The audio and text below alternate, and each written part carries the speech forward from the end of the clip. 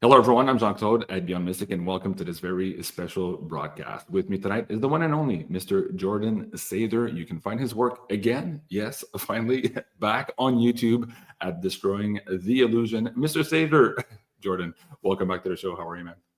Appreciate you having me on, Jean-Claude. Gonna be Excited doing to have you on, Jordan. Big news, of course. In the last couple of weeks, you were just return your little baby, your life's work out of the blue. But before we get into that, first of all, thank you everyone for joining us here tonight. We are triple casting right now on X, Rumble, and also here on YouTube. Jordan, I want to take maybe a trip down memory lane before we get back to what just happened here in the last couple of weeks and where you're going to go from here. But I wanted to introduce you to our audience members who perhaps just didn't know you. You've been gone for 5 years, at least here on the normie side of things on YouTube. And there's a lot of people who perhaps are thinking, who is this guy? Why is JC interviewing him? So let's go way back here. When did you start and why did you start? Why did you want to be a YouTuber or a podcaster? What was going on in your life back then? Let's start there and let's have the audience really understand here how you got into all of this, Jordan. Oh man, I'm gonna have to go back in the memory banks for this one. So it was around the end of 2016, and I was at the time in working in the health space, like personal training, strength coaching at gyms and things. And a lot of people I was following online that I was learning from, fitness, bodybuilding related content, I saw them start building up YouTube channels and brands and companies just with doing social media online content. So I kind of wanted to do that. And at the end of 2016, I tried making videos and uploading them to YouTube channels, but I didn't really have, I guess, the interest in that at the time, focusing on health stuff. And it was real awkward. And I didn't know really what I wanted to do or was doing. But I was also interested in conspiracy theory type information. I had been awoken, for lack of a better term, for at that point, maybe 5-6 years. And I had all this interest. And of course, around the end of 2016, we had that election here in the US and so many things coming out, like John Podesta's WikiLeaks emails really sort of catalyzed me, along with the election and all the Russiagate stuff and the just awful nature of the mainstream media around the election. So I got connected with some different websites and blogs, tried writing for them because that was where my passion was at the time. The health stuff really wasn't it for me. So I wanted to do independent citizen journalist media work. And I tried writing some blogs for a couple websites, but writing wasn't really my thing. And I was talking to a friend of mine, just kind of spitballing the idea. And like, he said, "Hey, why don't you start a YouTube channel?" And that's a good idea. What do I call it? And the name Destroying the Illusion came to mind kind of out of the blue. So I decided to create this channel, Destroying the Illusion, and started uploading videos in January 2017. I think the first one was. Well, now that the channel's back, we can find out when the first one was. So January 2017, I started uploading videos to this channel, and I pretty much just focused on three subjects. Yeah, so I started there in November, but January is when I started doing the videos. I really focused on three subjects. I did health stuff, more anti-big pharma health content, but I also focused on some political topics, and another one of my interests was the UFO, suppressed energy, free energy, anti-gravity topics. So I also did content on that, and I just put my heart and soul into it. I was doing 1, 2, sometimes 3 short videos a day, uploading it.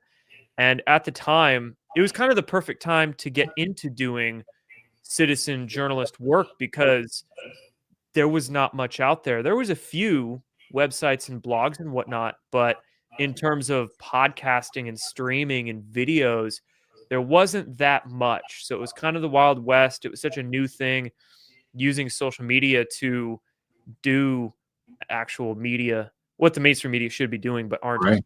So yeah, it kind of exploded from there. I started in the middle of 2017. I think my channel had maybe 20 to 30,000 subscribers, and I got involved in doing some video production with UFO influencers. I think one of our latest podcasts was about that story, so I won't get into all that. But I was working on some UFO films, going to some UFO conferences. So the channel kind of grew and grew. And then at the end of 2017 was when Q started posting. And I was the first one on YouTube to start making videos on the Q subject. And Yeah. I think at the time my channel maybe had 40 or 50,000 subs, but in once I started making videos on Q, everything just exploded. Blew up really fast. Yeah. I Yeah, blew remember. up really, really fast. And Now let me ask you before you go too far. Like yeah, I was seeing that stuff too, and I was intrigued by it, but at the same time I was frustrated because I thought like it's like I can't handle all these riddles. I just let's get to brass tacks here. What's really going on? But you had a way to kind of decode all that stuff too, and I think it was mesmerizing. People in the chat were saying, "Hey, I remember the whiteboard," and listening to Jordan try to make sense of it all. Why were you so fascinated about Q? Was it the intrigue? Was it the poet of the war we were going into that you were trying to decode for yourself? Like, what was inspiration for you, like really leaning into that as opposed to just the UFO stuff? darn good question. The first week reading all those posts, something felt real about it because I had been keen to the idea of, I guess, kind of what we could describe as like a shadow civil war going on in the government and the Right. intel community for quite a few years.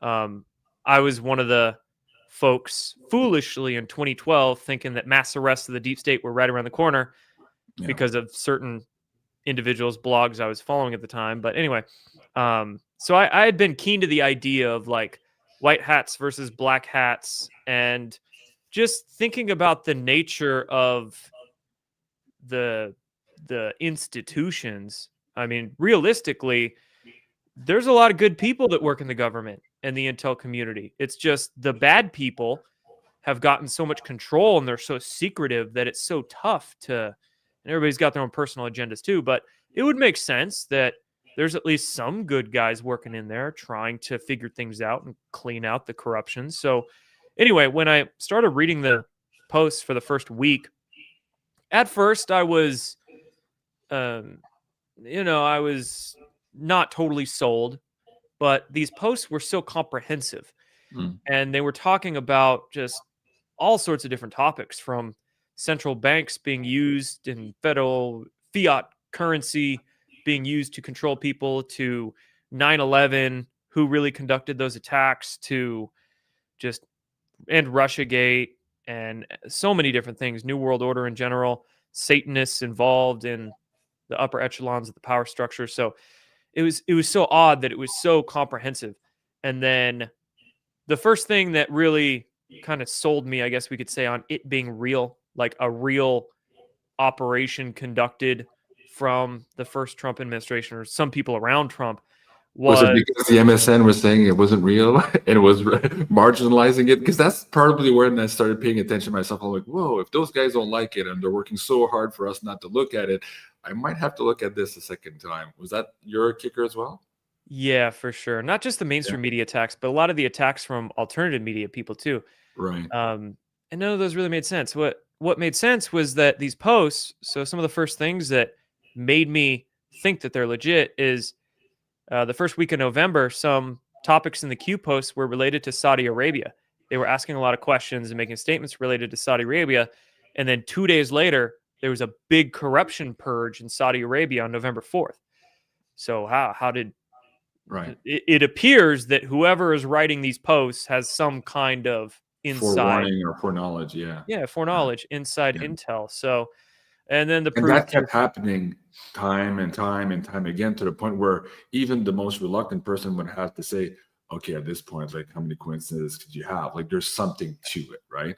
And I think we were all, I guess, reluctant to believe in the white hats for a long time because like things were such a shit show. But then we started seeing the fingerprints of something happening. And I think in one of my conversations with Cliff Highland many years ago, he had said something to the effect, well, it appears that whatever happened at the JFK assassination and the takeover of the United States is in the midst now of maybe being corrected. And we've seen this long, multi-decade war going on below the surface, and it's about to hit the surface. And this Q phenomena was kind of that bridge to waking up the population to kind of understand, in one case, the moves that were going to be played, but also in some other cases to maybe get out of harm's way as those moves were going to be played. So it became self-evident that there was absolutely something to it. Now, did you find yourself, though, a little bit consumed by it? Because I saw many YouTubers that were got into Q and they were like 24 hours a day, just like digging into it. And then suddenly like the whole world fell apart. Like, did you have trouble like reining that in and still being able to do some news coverage and do other stuff? Or were you kind of enthralled with that for quite some time also? That is a really good question, because even today, even though Q hasn't posted for a few years, I do think the topic itself, I wouldn't blame this on Q. I would blame it on just how the humans, the individuals themselves, are handling it. But some people have turned it into kind of a cult. I do think some people get a little schizophrenic when they go into these super complex decodes and like their whole life Right. gets consumed by it. Right. But I think I had so many different interests that it helped me to kind of not get so consumed with the one thing. Because I was also really interested in UFOs and secret space information, alternative sciences, and alternative suppressed technologies. And I was also interested in health related information. So, good question. But no, I don't think I got so consumed by it that it just took my brain and took my discernment over. And then, especially once we got to 2020, the COVID years, there was such a focus on that. Well, let me stop you before we go there, because there's Yeah. COVID and then there's the election, and that's where we both got into trouble here with censorship. But just before that, you had a balance here. You're growing with the channel. You have this QD code. You have the whiteboard, as everybody's saying in the chat. You're talking a little bit about health also, but generally speaking, you're decoding the news. And how do you feel at this moment? Do you feel like you're being tapped by your higher self, by universe? Do you feel that you're doing exactly what you're supposed to be doing for the first time maybe in your life? Like, where's your mindset at? Because often when people get jobs or careers, they start identifying themselves, their roles and their mission with that job. How are those linked together for you? How were you feeling just before 2020 with the growth of the channel, where you were and the work you were doing, and how you felt about your own soul mission in all of this, Jordan? Yeah, I mean, to be honest, when I started the channel, I did have a job per se. I was personal training at a gym, but also had a couple clients by myself and doing some contracting work. But my heart just was not into that.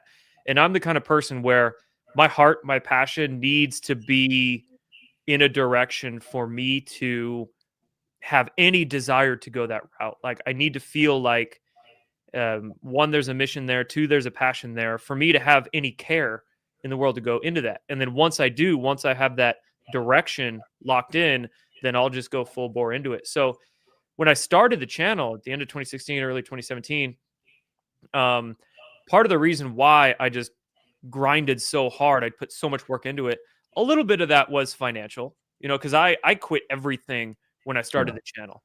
So I jumped into it and I'm like, well, either I find my wings on the way down or sink or swim. Yeah, sink or swim. So gotta go hard into it. But I'm also of the mindset where, business is important. It's, and you got to pay bills, you got to eat. So selling things or doing memberships, it's not a bad thing. You have to do it, but you have to do it ethically. Right. It's like there's all this argument around capitalism, and it's like, well, capitalism needs a qualifier, because there's clearly crony capitalism out there. There's awful forms of capitalism, but there's honest, ethical capitalism too. So anyway, rant aside. Well, can I just jump in on that before you go too fast? Go for it. One of the things I heard many times over the years, and I'm sure you struggle with this too, having a subscription and having people help support the work that you did so that you can actually pay the bills. I mean, this was now your full-time job. You're working, I presume, like me, 16, 18 hours a day. This is a full-time consuming job. Yeah, you have a membership section on your website right there. Look at that. Exactly. Oh, yeah. Exactly.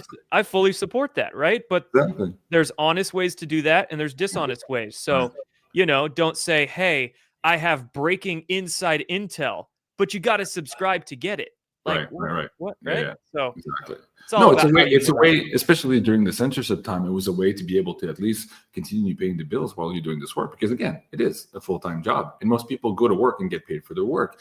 Now, we got accused a lot of times. I know we did at our channel. I don't know if you did, but of being patriots. Like, oh, you have to pay to be a patriot. Like, no. Like, we still have to pay the bills like everybody else. But I think that was more of a tactic to bring us down. Like, there's all these bots and all these different campaigns. But before I get into that here too, so again, we're just before 2020. The election stuff is about to happen. COVID is about to happen. You're in it now. You're like you said, sink or swim. How intrinsically tied is the YouTube channel to what you believe your soul mission is at that time? Are you kind of like, hey, this is a complete image of me, and to hell with everybody else? Are you losing friends already at this point because of the work you're doing, and you're saying, no, I got to do this. This is me. Like, where are you in that mindset at that moment? Ooh, in terms of soul mission, the work, yes, not necessarily. Well, I would say not necessarily the YouTube channel, but the work on the YouTube channel, Yeah, yes, was a part of the soul mission in just trying to help people think better and learn and put that knowledge into practice, like resourceful, useful information. So just help people educate to try to wake up the collective. So yes, to answer that question, I would say it was a part of the soul mission. In terms of losing friends and the difficulties of doing it, mm, a little bit. Um, but before I even started the channel, I was a crazy conspiracy theorist. So even well you're already the before, black sheep way I before. was already a black sheep. Yeah. So Okay. for me, it was just like, I might as well. I'm not going to lose much. But I did have to kind of distance myself from some relationships, like my family, for instance, for Right. the first maybe couple of years of starting that channel. I put some distance so they wouldn't, you know, ostracize me per se. But once the channel grew and I kind of proved that it was successful, then they kind of came around and understood, okay, I get why he's doing this. But Right. now here we are 8 years later, and I've got like old college buddies of mine from 15 years ago that I haven't spoken to in 15 years. They're DMing me and saying, "Hey, I kind of get what you're saying now. Like you're Right. and Oh do no, you do you get that? Like the people." landscape has totally changed. Yeah, Absolutely. yeah, it's crazy. But the point I'm trying to get at here is you had to make sacrifices, like Yeah. many people who, get on this path of truth and awakening and sharing the information with everybody else. At some point, this collides with your regular day job, collides with your boss, collides with your family, and you have to make a decision of, well, do I have to be authentic with what I believe, what I think is right, what my soul mission is, or am I going to be a slave to what everybody else thinks in the 3D world? And clearly you were making those sacrifices. That's why I want to get into that. Because part of the reason I want to do the show here tonight is it appears that there is a transformation happening. Of course, Google just sent out that letter about a month ago after the settlement with Trump. I believe it was $25 million. And they said, kind of blamed it all on the Biden administration. Oh, they told us to delete people. We didn't want to do that. It's all their fault. Please come back. We won't do it again. That was basically the gist of all of this. And they promised that they would be returning a YouTube channel. So I'll get to that in just a moment, because part of my mission on Doing Beyond Mystic, and I want to ask you the same thing. Did you ever consider that part of what you were doing, whether directly or indirectly, was also encouraging other people like you and me to become citizen journalists, to hold politicians' feet to the fire and really get into that game, as opposed to just being a backbencher and listening perhaps to some of those on the internet who are saying, oh, Q has it all, don't worry, trust the plan, do nothing, that whole narrative of just sit on the sidelines. Did you feel that you had a mission to also bring more people into this fight with you, Jordan? Yes. So my inspiration to start the channel was by looking at other people create videos and speak out and have the courage to speak out. That Right. was the inspiration for me to start my channel 8, 9 years ago. So I felt like, and I thought about this from the beginning. So I felt like by me speaking out and creating the content and posting and all that, that would help light the fire in other people's minds for them to have the courage to start speaking out. Whether it was put videos online or just create a blog or speak to their friends and family in their personal lives, whatever Right. the case was, yes, for sure. One of my main goals was to help give other people the courage to stand out and not go with the crowd. Yeah, Right. absolutely. Right. Okay. So we've established kind of how you started, why this was important to you, how your unsold mission, and the sacrifices that you've made at this point. Now, I started my channel in 2019.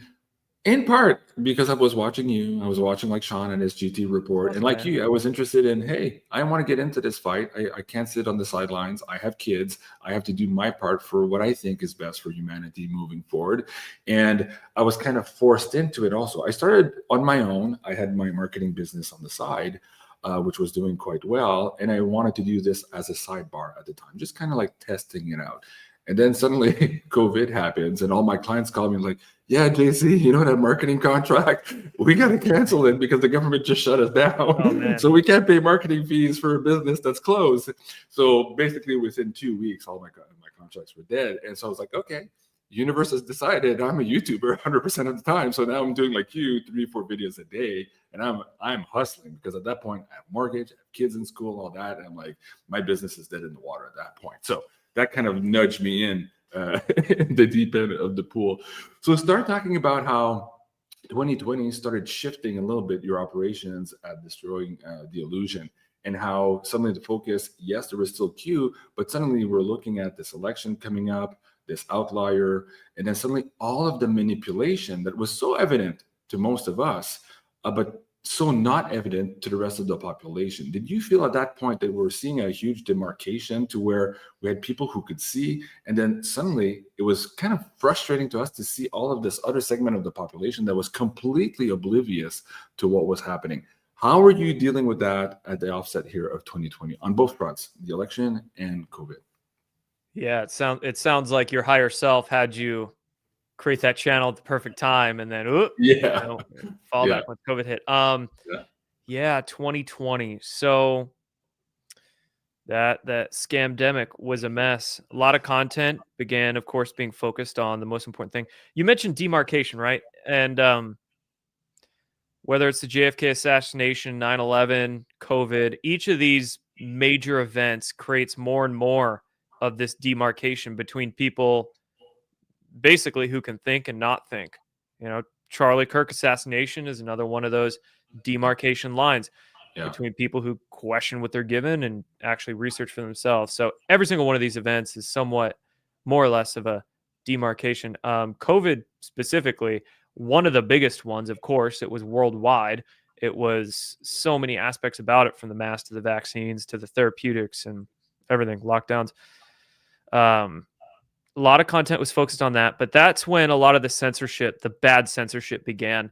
Not the first censorship. I had my channel deleted twice in 2018, but I was able to fight and get it back after about 6 weeks each time. So You remember why it was at the time? Were you into crypto? Like they were sensitive to crypto also in 2018. it was Maybe financial Ponzi schemes.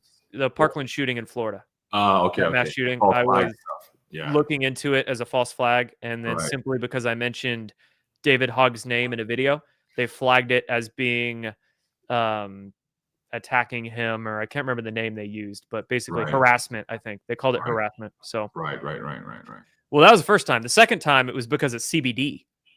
Oh, really? Okay, Yeah, so the health stuff. Yeah, it yeah. was because I had an ad for CBD in my video. It was the Yeah, they weirdest didn't thing. like that. Yeah, yeah. Legal in all 50 states, but and I didn't even have 3 strikes. I only had 1 strike, and they took down the whole channel.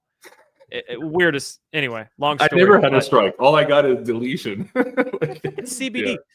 yeah. Luckily, I got it back after about a month, 4 to 6 Yeah. weeks each time. So things were fine through the rest of 2018 and then 2019, but 2020 hit, and I was, as one of the first people calling it out as being a super faking gay scamdemic. It Yeah. was like the first day, January 15th or something. I was making tweets and media was coming after me for it.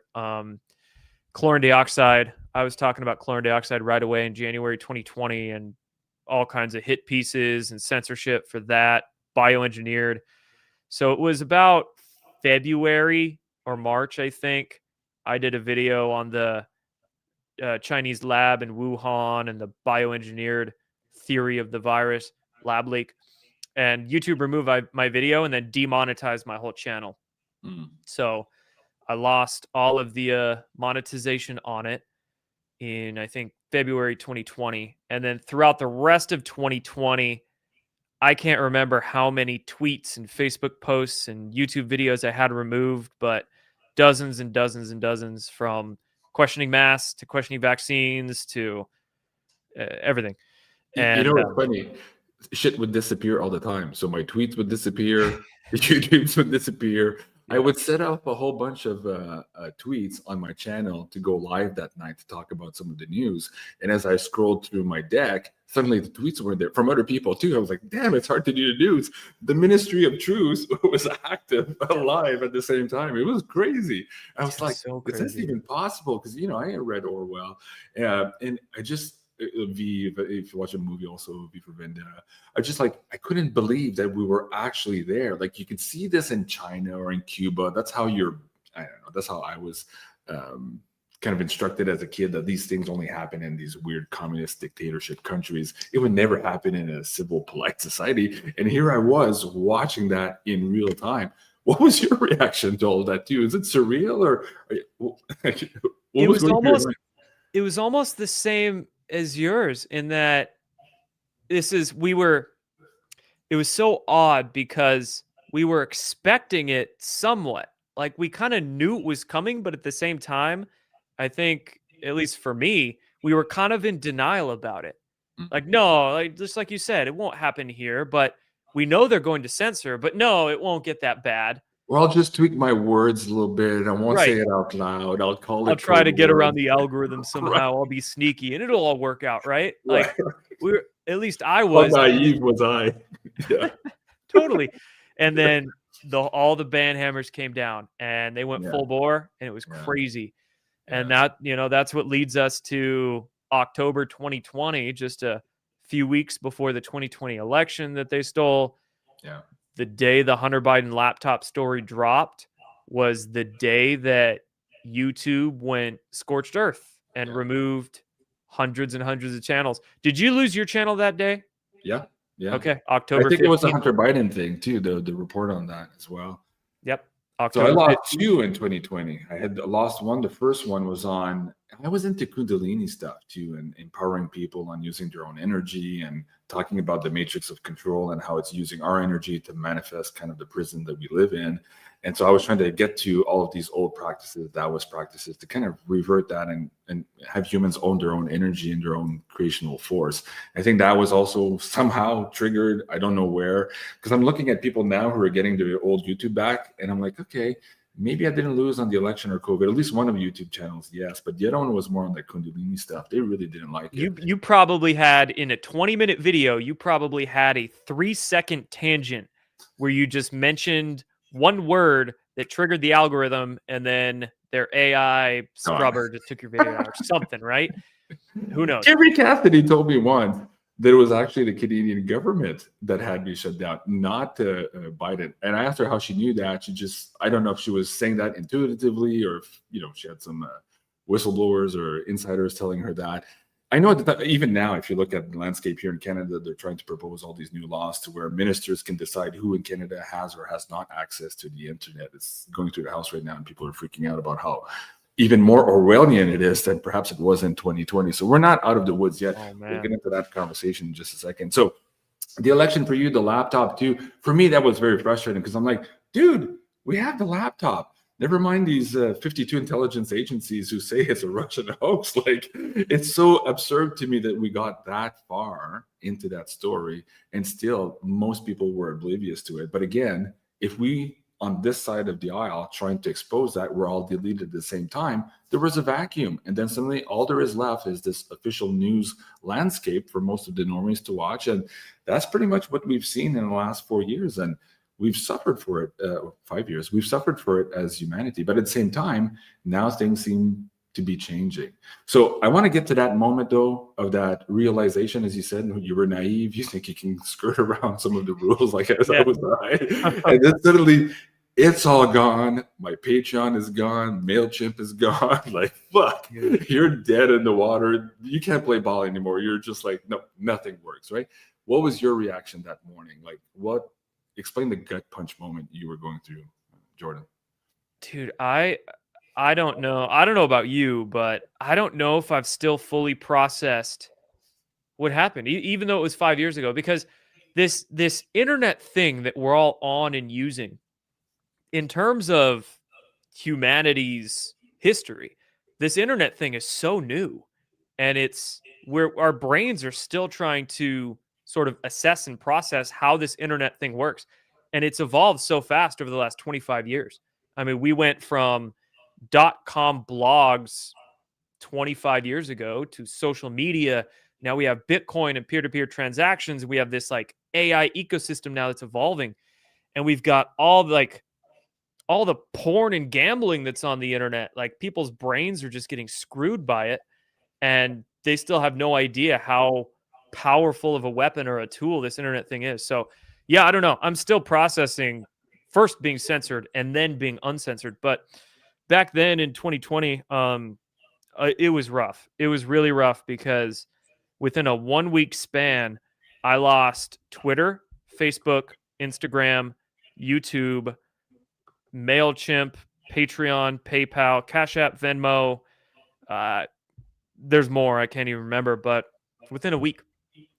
And just everything gone, nuked. And it was, I sat there for a moment, maybe a few days, but just in shock. What do I do now? All right. What do I do now? I have no idea. I guess I'll go to Telegram or something. Yeah.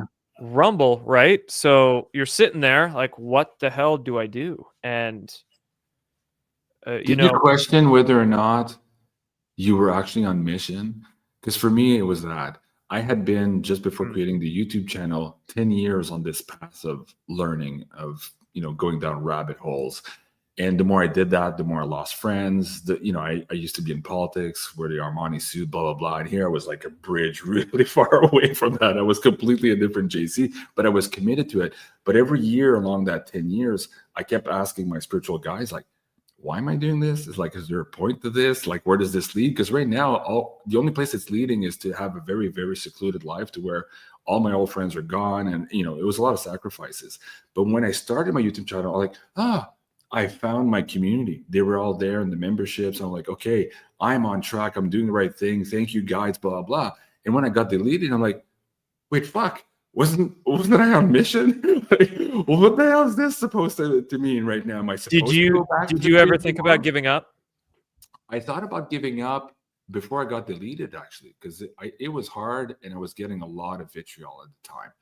And I remember, I remember having the dilemma. Like, I thought to myself, fuck, this is, because again, if you're going to be on YouTube, Rumble, anywhere you go, you have to have thick skin. Like, it's never going to happen that you're going to have 100% people like you, right? So, and on top of that, you have the nasty bots that are just programmed to create Discord and all that stuff for the algos, right? And so I was having trouble with that. I have young kids. My wife too was very worried at the time about how that could hit close to home if there's crazies out there. I had a lot of friends who had stalkers also on YouTube, so I was concerned about all that stuff. And I thought, like, ooh, this is hard. I feel good about it. I feel good about the community, what we're doing. I feel good about being on mission. But man, it was a lot easier when I was in the 3D world. I kicked ass in that. I was doing really, really well. But every night I'd have that debate for maybe 2 months or so. I'd come back with, no, I have to do what I have to do. This is right. It feels right. So after all that struggle, then suddenly being deleted, that's when I had like, oh, fuck, what's this all about? And within about a day, I realized this is just a test. Keep going. Like, they're giving you a test. Like, are you a quitter? Or are you going to keep doing this? And so I rebooted the channel, started over again. And that's how I felt about it. How did you go? One more quick question. If you would have walked away from doing all the online work, would you have had some kind of fallback or option? Could you have gone back to your internet marketing gig or doing that stuff? Or would it have been like, what do I even do if I walk away? I could have gone back to marketing at that point. There's maybe some openings I could have shifted, because at the time I had a lot of clients that were in the restaurant business, the gyms business, and those guys were all closed. So I could have went back to maybe government contracts instead. And, but even that I was worried about now, because I was far on the limb of the things I was saying online, that going back to my political friends, could have been a little bit more dicey at the time. So did have options. I wasn't out of the water, but still, as I was looking at it, it was just unpalatable to me. I'm like, I don't want to be that guy anymore. I'm not that guy anymore. This is what I believe. And if I'm being deleted for what I believe in, then fuck you. I'm going to keep saying it. So I had this dogged approach to it. How did you feel about that? And how were you struggling with that? Do I stay? Do I go? What the hell do I do now? Yeah. So I don't think I ever, at least seriously, considered giving up or stopping. I've toyed around with the idea in my head, just as a spitball idea, pondering it, but I've never seriously considered it, because at least in my case, I have no idea what my fallback would have been. I could have probably reached out to my networks and found like a 3D job or something like that. So I think I would have been okay, but I never seriously really considered it. I ended up migrating over to Telegram, migrating over to Rumble for the videos, and just completely doing the alternative platform thing for a while. So, but it was very, very difficult. Not just, losing however many combined subscribers within a week, 600,000-700,000 subscribers, but financially was a huge hit. Your income gets cut by more than half overnight, way more than half. And then at least mine did. I don't know about yours, but it just destroyed it overnight. And then I had already been demonetized on YouTube on the first channel, so now I was on Patreon. So when Patreon killed me, I went to 0. So it's like, fuck, I have a mortgage payment at the end of the month. I still have to feed the kid. I have 3 kids. So that was like, oh shit, you have to reboot, like decide quickly what you're going to do. Like, it's not just me at that point. I have responsibilities, right? But to me, again, going back on the kid stuff, this is what that's the email they send me here, but we have reviewed your content and found severe and or repeated violations. Well, when people went to my YouTube channel, including my family, it said something akin to that this channel has been deleted for severe multiple violations, whatever. And it really made me sound like a criminal. And at that time, I had friends and some family members who were like, JC, like, do you really want to do this and put your kids through this? Like, you know what I mean? Like, that was, I had to think about that really. I'm like, yeah, but I did. In my mind, I'm like, but I'm fucking telling the truth. Like, why am I the bad guy? I couldn't consolidate that. I can't show them that dad's a bitch because dad ain't a bitch. Exactly. And so I was like, well, but still, like, and my kids were young and they were looking at me and they were impressionable and people were telling them things. It was like, oh, maybe daddy's a bad man. I'm like, fuck, Jordan, that was hard. It was hard not to make me want to quit, but it just angered me even more to now have to fight to rebuild that rep and to show my kids and to my friends and family that no, we're doing the right thing. So when we saw that letter from YouTube, from Google just a month or 2 ago, admitting that, we were wrong. We had no cost to terminate you guys. And, we just gave Trump $25 million back and we're going to bring your YouTube channels back. I was like, okay, kind of vindicated, but still, it doesn't account for, but where's my lost revenue for 5 years? Where are my subscribers went? How hard is it to reboot after that? Like, you're just going through the process now of remonetizing and finding your footing again and what you're wanting to do. So it was a huge disruption in my life. But for me, the biggest part was my role as a father and what I looked like for my kids. I didn't really care about the neighbors. Like you, I was already a black sheep, but for my kids and what people were telling my kids, that was hurting deep down. Like, that was the deep cuts that, kept me up at night. Huh. Yeah, I had always been very vague and quiet about my channel from my family and my own kid and all that, just to kind of create that separation so they don't get concerned or they don't get, for their own safety and security, but also so they don't think dad's crazy. But these days, I tell them a lot more, and especially my kiddo, and he gets it a lot. So how the conversation at that time, most of my friends and family were not awake, as best I tried. Yeah, but from their perspective, 5 years ago, but from their perspective, they're like, well, officialdom has decided that you're a severe multiple offender, So clearly you must have done something wrong. And they were looking at me to fess up to what I had done wrong. And like, Yeah. I haven't. Yeah. Or at least I don't think so. And I was like struggling, like, did I? Like, fuck, I thought I was going crazy for a while, you know? We're gonna have a lesson about communism tonight, kids. Right. Yeah, but I guess the thing that hit me the hardest was, and I'm sure this is goes for most people, but that's something.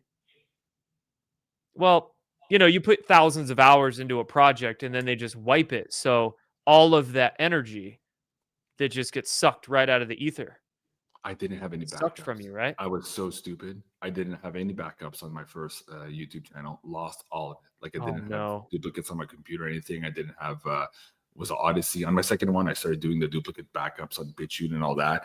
But on the first one, it's all gone, man. Oh, maybe not. Maybe we'll get it back. I don't know. There's some cool videos there. There's also some very cringe videos because I was really new at this and uncomfortable at the time.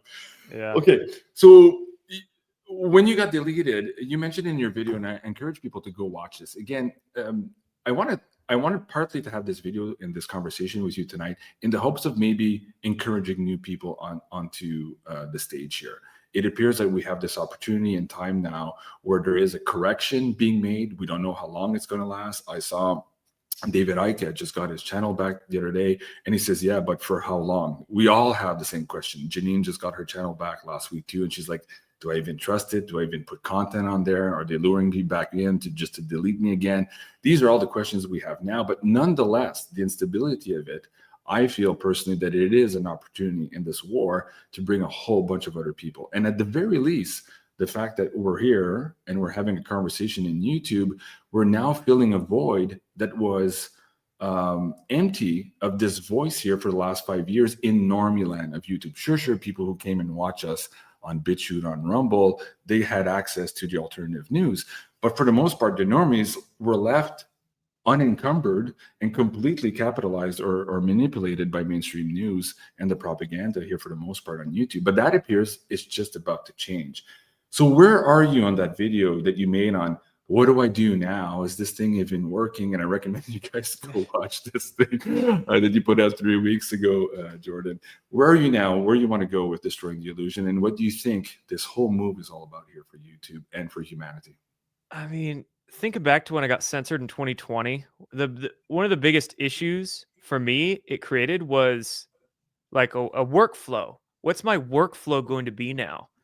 Like, how do I set up my day and what content do I make? How do I utilize these platforms as tools and all of that? It was a struggle to figure out for quite a while. Some people did just fine and they migrated onto Rumble and they just continued the same way. But for me, I'm always the kind of person trying to be creative and try new things. I kind of get bored easily, so I'm always probably spreading myself too thin, but trying new things. Some people just quit, right? I know a few of those streamers from back in Well, a 2020. lot disappeared, never came back. Yeah. Some people it's just too tough for them and they gave up. Maybe they had, family they needed to be with and they felt like that was more important than doing anything online, which, everybody has their reasons. I'm sure some reasons were good, but I'm sure some people just caved like a bitch. So who knows? But for me, now getting just to be clear for the people who don't understand, it wasn't just a censorship; it was pure economic warfare. Because you were left like, you want to continue this? You're not going to make a penny. We're going to make it so hard for you. You can't use PayPal. You can't use Venmo. You can't use Patreon anymore. You're like, yeah, but if I'm going to be out here 16 hours a day, like, who's going to pay my bills? Who's going to pay food for my kids? Right. So that's tough. I totally get it. It's oh yeah. Some people that quit, I know a few folks, they're just like, I can't, like, I need to go make money and provide for my family. And I'm like, you do your thing, man. Respect. So now getting Twitter back in 2023, that helped a little bit. But the YouTube channel back is a doozy. So yeah, I do think Trump is basically strong arming big tech, making them submit, basically saying, as part of this settlement, the backdoor deal is you're going to stop censoring and let these people back on. So, back in February of 2025, earlier this year, was when Trump settled with Zuckerberg, and Yeah. I think that settlement was for also 25 million. Yeah. But that's when Zuckerberg said, "We're not going to be fact checking anymore." And honestly, I never went back to Facebook. That's the one platform I never went back to. But I did go back to Instagram, and Instagram for all year, I haven't seen any censorship. I haven't dealt with any censorship on it. Shockingly. And Yeah. now I think the same thing's happening with YouTube, where Trump settles with Google, gets the settlement for 25 million, which is really like peanuts, but slap on the wrist. But I think the back end part of that deal was, hey, give channels back, stop censoring. So as soon as I saw Google put out that statement, I went and sent in like 50 different appeals and waited, got the channel back. So it's not monetized. The channel, I can't even apply for monetization because it says you need to apply by like May 2020. So there's no way I can monetize the channel, but there's still useful assets. These are platforms with Huge platform. Yeah. huge platforms. Yeah. YouTube, because I hear this argument all the time. Why would you go back to YouTube commie platform? I get it, but it's different when you're a producer of content versus a consumer of content. If you're a consumer, then yeah, you're going to find better stuff on probably Telegram, Twitter, elsewhere, right? Right. And if you don't want to use the Facebooks and the big tech YouTubes of the world searching for stuff, that's totally fine. I respect that. But if you're producing, if you're trying to find a new audience, if you're trying to wake up people who need to hear your perspectives, yes, go to YouTube. That's the battlefield. It's the battleground. Exactly. It's the battleground. That's how you reach new people to wake them up. That's also how you get new followers for your own brand so you can grow. Yeah. So absolutely, I'm going to post as many videos on YouTube as I can. And if they ban me again, whatever. We're smarter. We're more seasoned now. So when we're decentralized now, right? Yeah, so we're more decentralized. So exactly. Posting videos on YouTube, I also, when I stream, because I stream every Monday, Wednesday, Friday. So I simulcast to Rumble and YouTube. And I say, hey, go follow me on Rumble just in case. But I'm going to keep saying what needs to be said on YouTube. I'll keep streaming there. For how long? We'll see. I have no expectations at this point. Nothing. Are you mincing your words on YouTube? Or are you just saying it like it is? Because I can't go back to that. Because I remember on the I don't know how. channel, like, chewing my words. How do I say this? And I'm like, fuck. And then you start doing uncensored stuff on Rumble or on my private server on pay-per-view. I just can't go back to censoring the way I speak. So I'm just like, no. So you're not going to do it either. That would take way too much mental energy to try to do code words and dance around subjects. It's not. No. We've all done it, but it was so exhausting. You mentioned the appeal. I was looking, I logged into, this is my second YouTube channel. It says Jean-Claude Beyond Mystic 2 there. It says, we're not going to give it back to you at this time. And you can no longer appeal also. So I'll tell you what you have to do. And a lot of people who had YouTube channels banned don't know how to file the appeal. But go to the original email they sent you when they banned the channel. Yeah. Do you have that up still or what you showed earlier? This one, yeah. It's just an image. It's an image of it, though. Shoot. Okay. I'm not logged in. At the bottom of these emails, the very bottom, there'll be a link that says if you want to appeal, click this link, and it's hyperlinked to the appeal page. So the pain in the ass is that on the back end of our banned YouTube channels, there's no button to appeal. Right. But if you go to the original email they sent you, so I forget. I'm curious because I think I tried that with showed me this. I think I tried that with Janine 2 weeks ago on her Tarot by Janine account. She just got her sending one. And when you click on that in her email, she got to the same thing as me, is you can no longer appeal message. Try logging in with a different Google account and then clicking that link. Oh, okay. I'll write this down. Yeah, try being logged in with a different Google account, but then clicking the link for the channel they sent. That way you won't hit their firewall, if you want to call it that. Yeah, and then you'll be able to go to the appeal page and put in the credentials. Now, you need the URL from your original channel. Yeah. But but That I have. Yeah. yeah, should be easy to find. And then you can file the appeal that way. Will be interesting. Hey, we're 50 minutes into it. I wanted to finish this on the hour. I know you have a hard exit. Where do we go from here? And let's get back to, is this truly an opportunity? Is this also another demarcation in time to where perhaps there's a flood now of new alternative media about to hit the normie population at the same time as perhaps they're going to get hit by a whole bunch of other shit, whether that's the Epstein file, the fake alien invasion, or financial crash? Are you seeing that we're at this critical point for humanity here, and that it's in fact a blessing perhaps that suddenly we have a voice also with the normie population at this time? What's your gut feeling on that?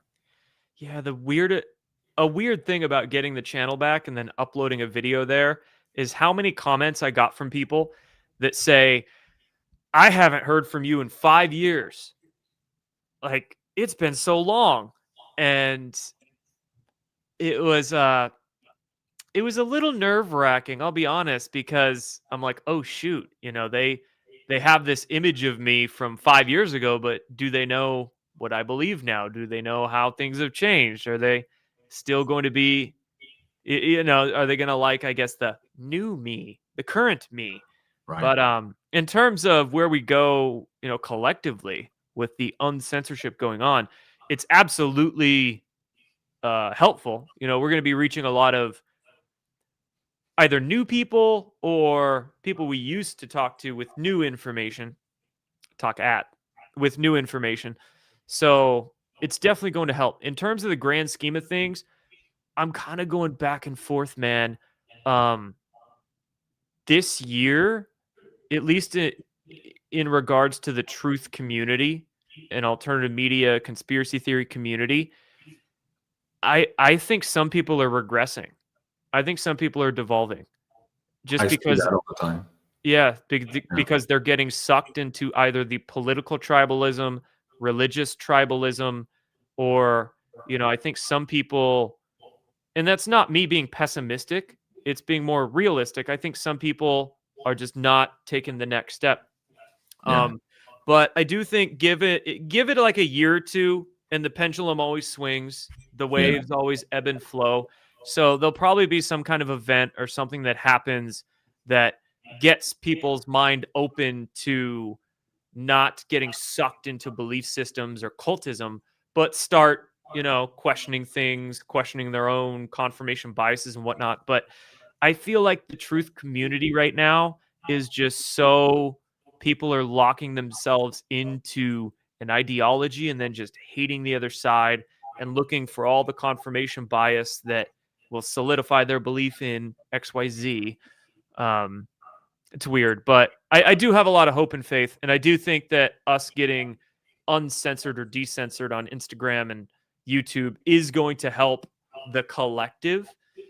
But I do think all this tribalism stuff, like especially religious and political tribalism, Right. is kind of it's just holding us at this like plateau. I guess you could say that. It's like, COVID was an increase in the collective awareness, and then you'll hit a plateau for a little bit. Then there'll be something that happens that begins to increase it again. But I feel like right now, for the past 6 to 9 months, we're kind of at that plateau. Mm-hmm. So I'm really wondering. Well, I think, and this is why I had cautious optimism and I wanted to do the show, because I think that perhaps bringing back these voices, uncensored voices on this platform here, where there's still a lot of normies, as we said, it's the battleground, that might be also the antidote to some of those truthers who are plateaued into those kind of echo chambers.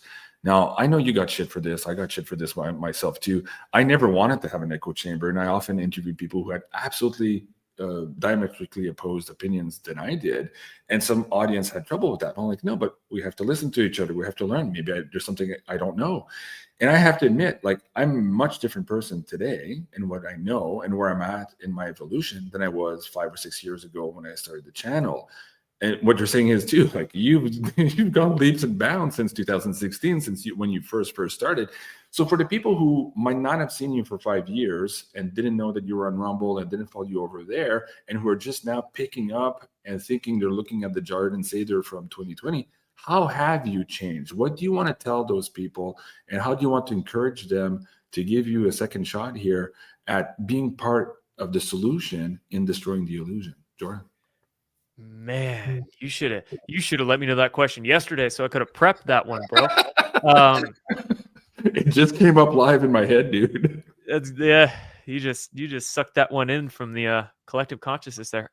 Great question. So I would say I've probably come back down to earth a little bit more so since 2019, 2020. I had some good vision back then, but the vision was still a little clouded by some clickbait, UFO clickbait, and I was still working through a lot of stuff. I mean, was I even 30 years old when I got banned? No, I was still 29. I was still in my 20s when I got banned from YouTube. So I had good sense of direction, but it was still a little cloudy. So ever since, I think I've come back down to earth and gained more of a sense of discernment, because that's the ultimate goal, right? Continue increasing the discernment. Hopefully, people do. I don't think people always do that, but gain better critical thinking, discernment. The internet attacks and gossip and drama doesn't really affect me or interest me as much anymore. I mean, I'm still all for calling out dumb shits when they're being dumb shits, but just going after each other and all of that is there's just too much of it out there, and it's not helping. So Well, let me maybe course correct a little bit on that. yeah. I remember seeing some of your videos doing that, and there's other YouTubers who do that too. And to some extent, we need the destroyers, if you want to call it that, in this world too. We need the builders, we need the destroyers, and there's a time for each and every one of us to maybe play that role. So I wouldn't beat myself up over it. If you're no longer in that interest and this is no longer your sole mission, then that's great. So, but let me ask you now, what is coming up for Destroying the Illusion? Where do you see this channel growing right now? And what can you tell the audience members here who are just maybe finding you for the first time? What's the direction here moving forward for you? So I see a lot of comments in the chat saying that a lot of us are burnt out, and I can completely understand. Even myself sometimes gets burnt out with mainly politics. Now, I think politics is important to be aware of and discuss, but I'll be honest, I am a little burnt out with all the political crap going on. I'll still research it and discuss it, but I find my interest is peaked. I do think RFK Jr. is doing a pretty darn good job with his Maha. Mm-hmm. So a good amount of my work is diving into health, because it's important for our brains to function properly. Is our health and our bodies getting stronger and healthier? And then it also helps expose the system and all sorts of stuff. So Maha agenda, but also I'm feeling the desire and the interest to kind of delve back into the esoteric. So that could be suppressed technologies and alternative physics theories. I think that's going to be important sort of in the long-term future, 5, 10, 20 years out, is talking about suppressed technologies, free energy, anti-gravity, how they work, how we've been lied to by our institutions and government and science about physics. I mean, COVID woke people up to the lies regarding health, which we're starting to unravel and people are starting to get now. But there's a lot of lies in terms of the laws of physics and those other things. So I think my interest is kind of going to go back into that, and just esoteric philosophies as well, ideas to help consciousness, the evolution of consciousness. Consciousness, mindset, psychology, psychoanalysis, those sorts of things. Right. So yeah, I think political is still important, but there's a lot of other important. We still have to be aware of it so we can navigate and get out of harm's way. But like you too, I'm long in the tooth in politics, and I had a career in politics before I got into this, so I'm even longer in the dude. Especially you living in Canada, bro. Like I've seen a lot of the bullshit in different piles. Yeah. Well, great. That's something to look forward to. I'm definitely going to look at your channel too for more of that esoteric and content moving forward. I encourage the audience members to go check it out. Also here at Destroying the Illusion. Yeah, if you And a call to action before we go. if you Jordan. scroll, can you scroll down a tad? Yeah. There's just one thing, if you don't mind me shamelessly plugging. Scroll down a wee bit more. So that middle channel there, Conscious Strength, that's my health channel I'm going to be building out. Okay. One of my old YouTube channels, I just repurposed it as, that's my health and supplement brand there. And over there, Badlands Media on the right, that is a journalist collective that I work with.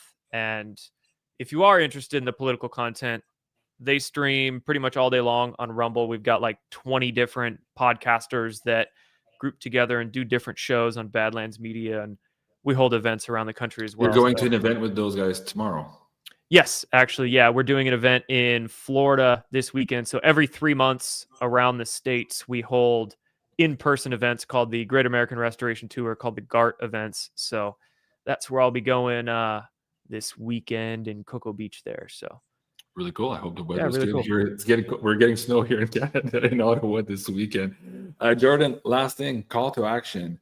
As you embarked on your YouTube channel many years ago, and you were driven, and you see not just the challenges and the difficulties, but also all of the benefits it brought to you professionally, personally. What can you say to the audience members who are looking at this, who are on that fence right now, and perhaps just need a little kick of inspiration to start and pick up a microphone and do the same for themselves to join this war? What would you say to them before we go, Jordan? I'll say, when I go through, I'm a pretty emotional person. I'm pretty good at handling those emotions, but I'll go through moods of maybe a few days, a week of just feeling tired and difficulty in working and processing things. And then I'll get one comment from a person, just one simple comment or email of somebody telling me how one video impacted them so deeply and like changed the course of their thinking for years, or changed the course of their lives, basically. And it is such an inspiration knowing that one stupid video I did really impacted somebody that deeply. So never underestimate the power of one simple comment, one simple video. And if you were to, anybody out there watching, were to start a blog or a Twitter page or a YouTube channel, or even talking to people in your day-to-day lives, I mean, don't underestimate one comment you make to a grocery store bagger, getting them to question things a little bit more. I think back to like 15 years ago when I was so young and I wasn't into really any of this, and I was walking out of the gym, and I think he was a homeless guy walking by, and we got into a conversation, and he was so nice, and he was talking about God and spirituality, and for some reason that's like my interaction with him is burned into my mind because it was so impactful. So these little interactions, they can literally change. Like, don't underestimate the power of planting a seed in somebody's consciousness. They can change the course of somebody's life. So if you have any kind of inspiration, or if you feel like you can make a difference, go do it. If you feel like you can't make a difference, you're wrong. You can.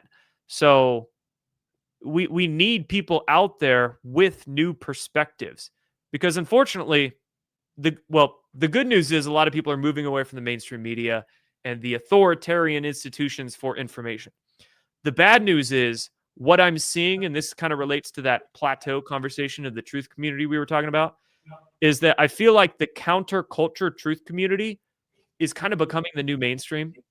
And there's still a lot of groupthink and the same kind of propagandist techniques in alternative media that's supposed to be the counterculture, but it's really not anymore.